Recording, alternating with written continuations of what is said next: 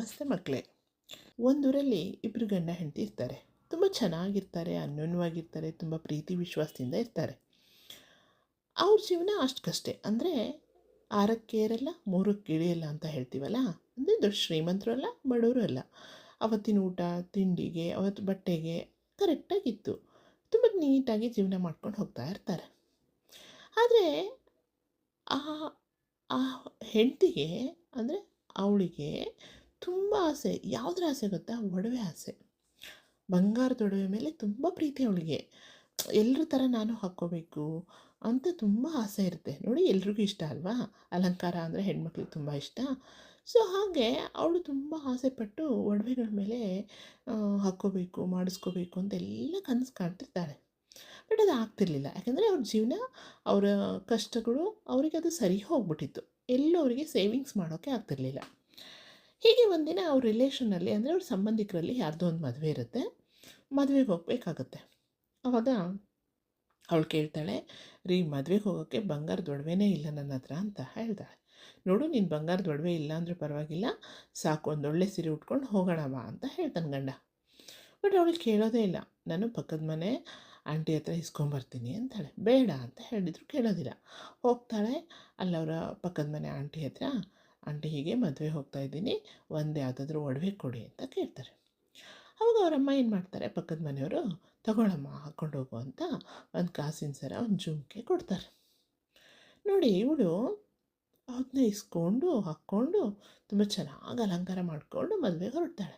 ಅವಳು ಗಂಡ ಹೇಳ್ತಾನೆ, ಇವೆಲ್ಲ ಯಾಕೆ ಬೇಕು ನಿನಗೆ ಅಂತ. ಸುಮ್ಮನೆ ಇರ್ರಿ ಅಂತ ಹೇಳಿ ಕರ್ಕೊಂಡು ಹೋಗ್ತಾಳೆ. ಸೊ ಮದುವೆ ಮನೇಲೆಲ್ಲ ಇವಳೇ ಅಟ್ರಾಕ್ಟ್ ಆಗಿದ್ದಾಳೆ ಎಲ್ಲರಿಗೂ. ಎಲ್ಲರೂ ಇವಳು ಕೊರಳಲ್ಲಿರೋದೇ ಕಾಸಿನ ಸರ ನೋಡ್ತಾ ಇದ್ದಾರೆ. ಎಷ್ಟು ಚೆನ್ನಾಗಿದೆ ಕಾಸಿನ ಸರ, ಹಬ್ಬ ಹಬ್ಬ ಹಬ್ಬ ಅಂತ ಹೇಳಿ ಎಲ್ರಿಗೂ ಫುಲ್ ಖುಷಿ. ಅವಳು ನೋಡ್ತಾರೆ, ಕೆಲವರು ಹೊಟ್ಟೆ ಕಿಚ್ಚು ಪಟ್ಕೋತಾರೆ, ಅಬ್ಬಬ್ಬ, ಇವಳು ಯಾವಾಗ ಇಂಥ ಚೆನ್ನಾಗಿರೋ ಕಾಸಿನ ಸರ ಮಾಡಿಸ್ಕೊಂಡಿದ್ದಾಳೆ ಅಂತ. ಹೀಗೆ ಎಲ್ಲರೂ ಕಣ್ಣು ಅವಳ ಮೇಲೆ. ಆಯಿತು, ಮದುವೆಲೆಲ್ಲ ಚೆನ್ನಾಗಿ ಓಡಾಡಿದ್ಲು, ಎಲ್ಲ ಊಟ ಮಾಡಿದ್ರು, ಎಲ್ಲ ಮಾಡಿದ್ರು. ಅಲ್ಲಿಂದ ವಾಪಸ್ ಮನೆಗೆ ಬರ್ತಾರೆ.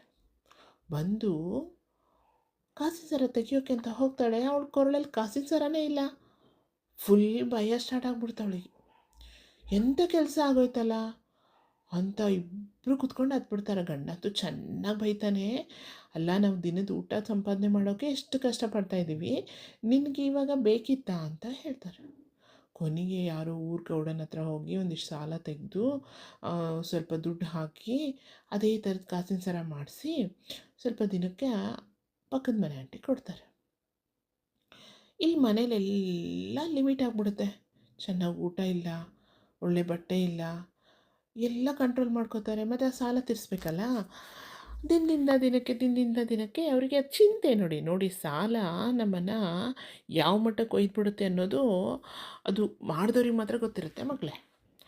ಸೊ ಹೀಗೆ ಪ್ರತಿದಿನ ಅವರು ಕೊರಗೋಕ್ಕೆ ಸ್ಟಾರ್ಟ್ ಮಾಡ್ತಾರೆ. ನೋಡಿ, ಸುಮ್ಮನೆ ಅಲ್ವಾ ಬಂಗಾರದ ಖರೀದಿ ಮಾಡೋದು ಅಂದರೆ, ಅದರಲ್ಲಿ ಬೇರೆ ಅವ್ರ ಜೀವನನೇ ಕಷ್ಟ ಇರುತ್ತೆ ಪಾಪ. ಆವಾಗ ಹೀಗೆಯೋ ಪ್ರತಿದಿನಕ್ಕೆ ಅವರು ಚಿಂತೆ ಮಾಡ್ತಾ ದುಡಿಯೋದು, ಊಟ ಕಡಿಮೆ ಮಾಡಿಬಿಡ್ತಾರೆ, ಒಳ್ಳೊಳ್ಳೆ ಫುಡ್ ಕಡಿಮೆ ಮಾಡಿಬಿಡ್ತಾರೆ. ಬರೀ ಆ ಕಾಸಿನ ಸರ ಸಾಲ ತೀರಿಸೋದೇ ಆಗೋಗುತ್ತೆ. ಇಷ್ಟು ದಿನಗಳು ಹೀಗೆ ಆಗುತ್ತೆ.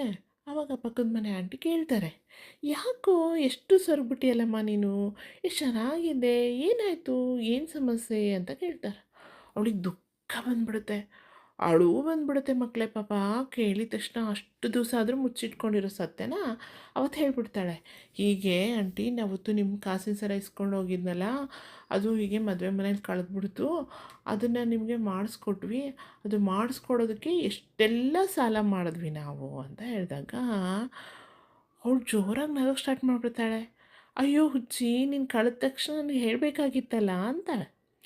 ಇಲ್ಲ ಆಂಟಿ, ಹಾಗೆ ಹೇಳಿದರೆ ನೀವೇನು ತಿಳ್ಕೊತೀರೋ ಏನು ಅಂತ ಹೇಳಿದಾಗ ಅವಳು ಜೋರಾಗಿ ನಕ್ಕು, ಅಯ್ಯೋ ಪೆದ್ದಮ್ಮ, ಅದು ಕಾಸಿನ ಸರ ನಿಜವಾದ ಬಂಗಾರದಲ್ಲಮ್ಮ, ಅದು ರೋಲ್ಡ್ ಗೋಲ್ಡ್. ಅದು ನಾನು ತುಂಬ ರೋಲ್ಡ್ ಗೋಲ್ಡನ್ನ ಇಟ್ಕೊಂಡಿದ್ದೀನಿ, ಅಂದರೆ ರೆಡಿಮೇಡ್ ಸರಗಳು, ಚಿನ್ನ ಸರ ಅಲ್ಲ ಅಂತ ಇಟ್ಕೊಂಡಿದ್ದೀನಿ. ನೀನು ಯಾಕೆ ಅಷ್ಟು ಚಿಂತೆ ಮಾಡಿದೆ, ಅವತ್ತೇ ಹೇಳಿಬಿಟ್ಟಿದ್ರೆ ನಾನು ಹೇಳ್ತಿದ್ನಲ್ಲಪ್ಪ ಅಂತ ಹೇಳ್ತಾಳೆ. ಆವಾಗ ಹೋಗಲಿ ಬಿಡು ಹೆಂಗೋ ಸಾಲ ಸೋಲ ಮಾಡಿ ಒಂದು ಚಿನ್ನದ ಸರ ಮಾಡಿಸ್ಕೊಂಡಲ್ಲ ಅಂತ ಹೇಳಿ ಪಾಪ ಆ ಪಕ್ಕದ ಮನೆ ಆಂಟಿ ಆ ಚಿನ್ನದ ಸರನ ತಂದು ಅವಳಿಗೆ ವಾಪಸ್ ಕೊಡ್ತಾಳೆ. ನೋಡಮ್ಮ ನೀನು ಇಷ್ಟೆಲ್ಲ ಕಷ್ಟಪಟ್ಟಿದ್ದೆ ಸಾಲ ಮಾಡಿಕೊಂಡೆ, ಈ ಸರ ನಿಂದೆ ನೀನೇ ಇಟ್ಕೋ, ನನ್ನ ಸರ ಅಲ್ಲ ಅದು, ಅದು ರೋಡ್ಗೊಡೋದು ರೆಡಿಮೇಡ್ ಸರ, ಕಡಿದ್ರೂ ಚಿಂತೆ ಇಲ್ಲ, ನಾನು ಅಂಥವು ಬೇಕಾದಷ್ಟು ತೊಗೋತೀನಿ, ನೀನು ಪಾಪ ಇಷ್ಟೆಲ್ಲ ಮಾಡಿದ್ದು, ನೀನು ಇಷ್ಟೆಲ್ಲ ಮಾಡಿದ್ದು ಹೋಗಲಿ, ನಿನ್ನ ಹತ್ರ ಒಂದು ಚಿನ್ನದ ಸರ ಆಯಿತು ಇಟ್ಕೋ ಅಂತ ವಾಪಸ್ ಕೊಡ್ತಾಳೆ. ವಾಪಸ್ ಕೊಟ್ಟು ಅವಳಿಗೆ ಸಮಾಧಾನ ಮಾಡಿ ಹೋಗ್ತಾಳೆ. ಗಂಡ ಬಂದ ತಕ್ಷಣ ಎಲ್ಲ ಹೇಳ್ತಾಳೆ. ಆವಾಗ ಗಂಡನಿಗೂ ಖುಷಿ ಆಗುತ್ತೆ, ಹೆಂಗೋ ಒಂದು ಸಾಲನ ಸೋಲನ ಒಂದು ಚಿನ್ನ ಸರ ಮಾಡಿಸ್ದಂಗೆ ಆಯ್ತಲ್ಲ ಅಂತ ಹೇಳಿ. ಆದರೆ ಅವನೊಂದು ಹೇಳ್ತಾನೆ ಅವಳಿಗೆ, ಇನ್ನೊಂದು ಸಾರಿ ನೀನು ಯಾರ ಹತ್ರನಾದ್ರು ಏನಾದರೂ ಸಾಲ ತೊಗೊಳೋದು ಅಥವಾ ಚಿನ್ನದೇ ಆಗಲಿ ಬೇರೆ ಏನೇ ವಸ್ತುಗಳನ್ನು ಯಾರಿಂದನೂ ತೊಗೊಂಬರ್ಬಾರ್ದು. ನಮ್ಮ ಮನೇಲಿ ಏನಿರುತ್ತೆ ನಮ್ಮದೇನಿರುತ್ತೆ ಹಾಸಿಗೆ ಇದ್ದಷ್ಟು ಕಾಲು ಚಾಚಬೇಕು ಅಂತ ಹೇಳ್ತಾರೆ ಮಕ್ಕಳೇ. ಸೊ ಹಾಗೆ ನಮ್ಮ ಮನೇಲಿ ಏನಿರುತ್ತೆ ಅದನ್ನ ತಿಂದ್ಕೊಂಡು ನಮ್ದು ಹೇಗಿರುತ್ತೆ ಹಾಗೆ ಜೀವನ ಮಾಡಬೇಕು. ನಾವು ಇನ್ನೊಬ್ಬರ ಮುಂದೆ ಚೆನ್ನಾಗಿದ್ದೀವಿ ಅಂತ ತೋರಿಸ್ಕೊಳಕ್ಕೆ ಹೋದರೆ ನಮಗೆ ಸಾಕಷ್ಟು ಸಮಸ್ಯೆಗಳು ಬರ್ತವೆ ಅಂತ ಹೇಳಿ ಚೆನ್ನಾಗಿ ಬೈತಾನೆ. ಆವಾಗ ಅವಳು ಆಯಿತು ಇನ್ನೊಂದು ಸಾರಿ ಈ ಥರ ಎಲ್ಲ ತಪ್ಪು ಮಾಡೋದಿಲ್ಲ ಅಂತ ಹೇಳಿ ಗಂಡನ ಕ್ಷಮೆ ಕೇಳಿಕೊಂಡು ಮತ್ತೆ ಅವರು ಏನು ಮಾಡ್ತಾರೆ, ತುಂಬ ಚೆನ್ನಾಗಿ ಜೀವನ ಮಾಡ್ತಾರೆ ಮಕ್ಕಳೇ.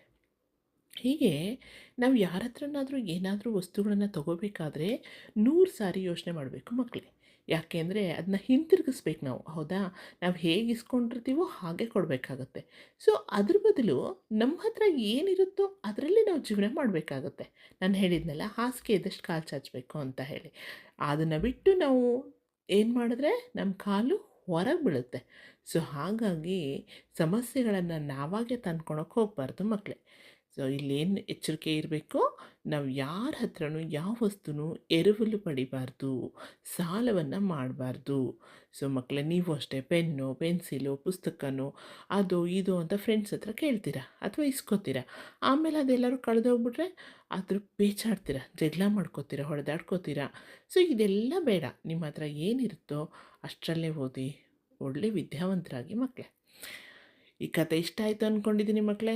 ಮತ್ತೊಂದು ಕಥೆಯೊಂದಿಗೆ ಸಿಗೋಣ. ನಮಸ್ತೆ ಮಕ್ಕಳೇ.